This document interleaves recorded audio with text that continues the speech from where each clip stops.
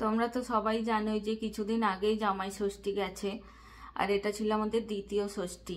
প্রথম বছরও যেতে পারিনি, আর এই বছরেও যেতে পারলাম না।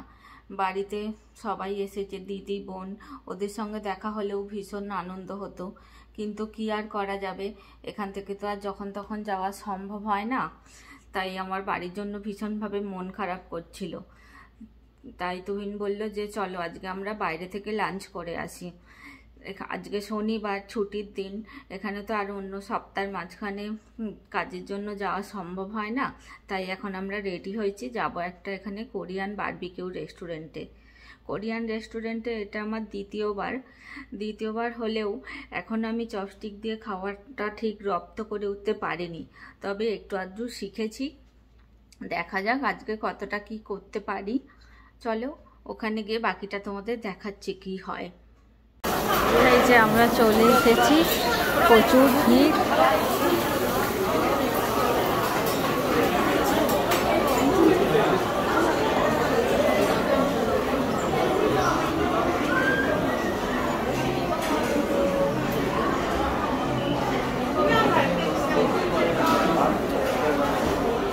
এই যে তুহিন এখানে পেমেন্ট করছে, তারপর ভেতরে গিয়ে দেখা যাক কি কি আছে।